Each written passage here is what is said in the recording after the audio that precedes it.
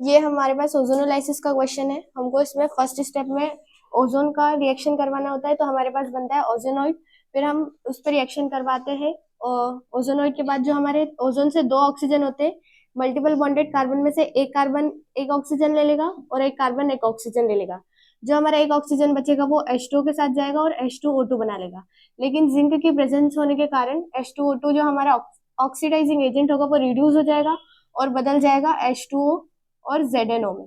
इसलिए जो हमारा कार्बोनिल कंपाउंड बनेगा उसका फर्दर ऑक्सीडेशन नहीं होगा। तो सबसे पहले CH3, CH2,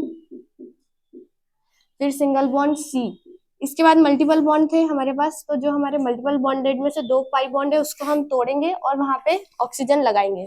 तो C सिंगल बॉन्ड CH।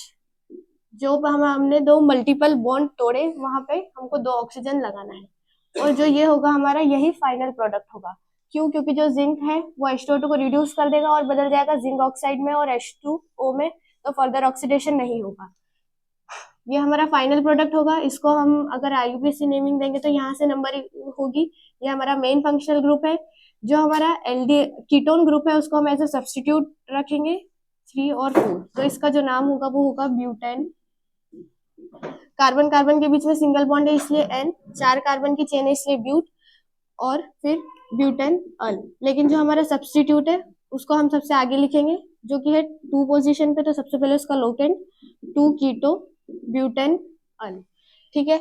लेकिन अगर जिंक की प्रेजेंस नहीं है तो इसको हम बोलते हैं ऑक्सीडेटिव ओजोनोलाइसिस। क्यों? क्योंकि ओजोन से मल्टीपल बॉन्डेड कार्बन एक एक ऑक्सीजन ले लेंगे, लेकिन जो एक ऑक्सीजन बचेगा वो H2O लेगा और बदल जाएगा H2O2 में, जो कि एक ऑक्सीडाइजिंग एजेंट की तरह बिहेव करेगा और जो हमारा कार्बोनिल कंपाउंड बनेगा उसको फर्दर ऑक्सीडाइज कर देगा। तो सबसे पहले हमने लिखा CH3, CH2, single bond C, double bond को तोड़ा और यहाँ पे एक एक ऑक्सीजन दिया, C डबल बॉन्ड O और H। अब क्या होगा कि जब जो फर्दर हमारा H2O2 बना उसको रिड्यूस करने के लिए हमारे पास जिंक नहीं है, तो ये जो है फर्दर ऑक्सीडाइज होगा और चेंज हो जाएगा एसिड में। जब हम इसको एसिड में चेंज करेंगे तो ये जो हमारा एक बॉन्ड है ये भी टूट जाएगा और जहां से ये बॉन्ड टूटेगा वहां हमको देना है OH। तो ये कुछ ऐसे हो जाएगा CH3, CH2, single bond C, double bond O, single bond OH। उसके बाद यहाँ था हमारे पास C double bond O, single bond H, और यहाँ पे हमारी एक वैलेंसी खाली हुई थी जहां हमको देना है OH। तो ये हमारा एसिड ग्रुप बन गया इधर भी, और इधर भी एसिड ग्रुप बन गया। इसकी हमको नेमिंग करनी है IUPAC नेमिंग। नंबरिंग वहां से होगी जहां से फंक्शनल ग्रुप होगा 1 2 3। 3 कार्बन की चेन है इसलिए प्रॉप, सबके बीच में सिंगल बॉन्ड है इसलिए N, और फर्स्ट कार्बन पे एसिड ग्रुप है इसलिए 1 ओइक एसिड। इसी तरह HC डबल बॉन्ड OH, इसका कॉमन नेम है फॉर्मिक एसिड। अगर इसकी IUPAC नेमिंग IUPAC नाम लिखना है तो एक कार्बन की चेन है इसलिए मिथ, सिंगल बॉन्ड तो है दूसरा कार्बन है ही नहीं इसलिए डबल बॉन्ड या इन या आइन की बात करेंगे नहीं, मीथेन, और 1 कार्बन पे एसिड है इसलिए 1 ओइक एसिड। तो इसका प्रोडक्ट हमारे पास ये होगा। उसके बाद जो हमारे पास नेक्स्ट क्वेश्चन है, इसमें हम ये वाला जो मल्टीपल बॉन्ड है इसको तोड़ेंगे।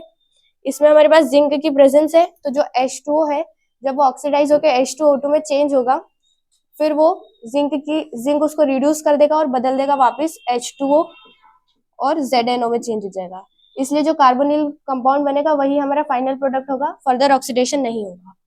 तो ये कुछ ऐसे होगा। जो हमारा डबल बॉन्ड है यहाँ से टूटेगा और यहाँ पे इस कार्बन पे हम एक ऑक्सीजन दे देंगे, और यहाँ पे भी एक कार्बन की 2 वैलेंसी कम हो गई इसलिए यहाँ भी ऑक्सीजन दे देंगे डबल बॉन्ड से।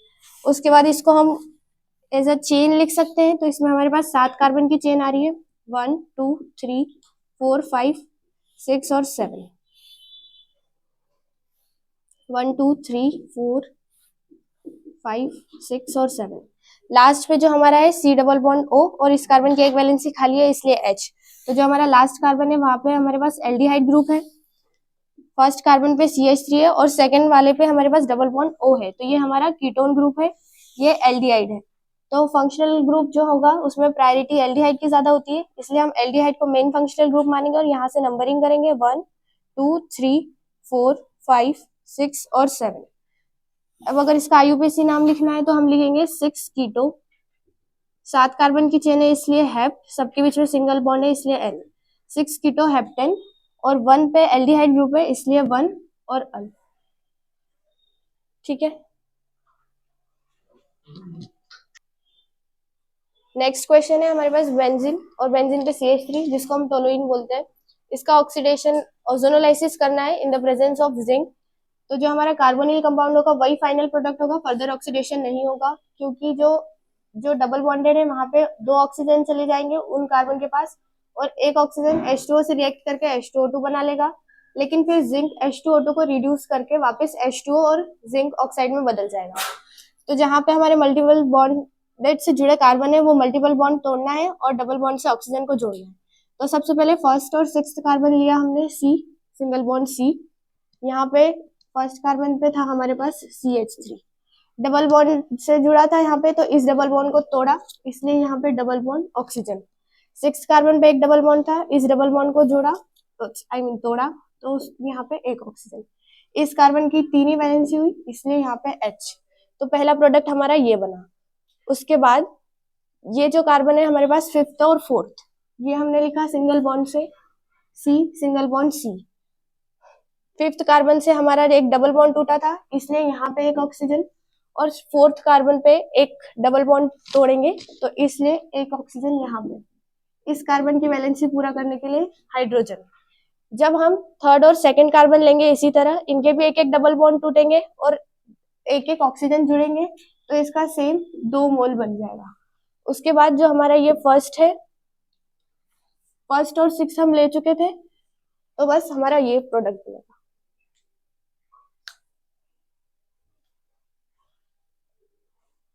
अगर इसका हमको नाम लिखना है तो इसका कॉमन नेम हमको पता होता है, जब 2 एल्डिहाइड इस तरह से जुड़े होते हैं तो हम उसको बोलते हैं ग्लाइऑक्सिन। अगर आईयूपीएसी नाम लिखना है तो 2 कार्बन की चेन है इसलिए लिखेंगे इथ, दोनों के बीच में सिंगल बॉन्ड है इसलिए एन, और एल्डिहाइड फंक्शनल ग्रुप है तो 1,2 डाइअल। इसकी आईयूपीएसी नेमिंग करनी है तो फर्स्ट कार्बन, सेकंड कार्बन और थर्ड कार्बन ऐसी नंबरिंग नहीं करेंगे, क्योंकि फंक्शनल ग्रुप को हम हाईएस्ट प्रायोरिटी देते हैं इसलिए इधर से नंबरिंग होगी फर्स्ट, सेकंड और थर्ड। 3 कार्बन की चेन है इसलिए प्रॉप, सबके बीच में सिंगल बॉन्ड है इसलिए एन, और फर्स्ट ग्रुप पे फंक्शनल, फर्स्ट नंबर पे फंक्शनल ग्रुप है इसलिए अल। लेकिन हमारे पास सेकंड ग्रुप पे सब्स्टिट्यूट भी है तो हम सब्स्टिट्यूट को लोकेंट के साथ मेंशन करेंगे, लिखेंगे 2 कीटो प्रोपेनल। तो ये तीनों क्वेश्चंस हो गए। किसी स्टेप में, किसी क्वेश्चन में किसी को कोई डाउट?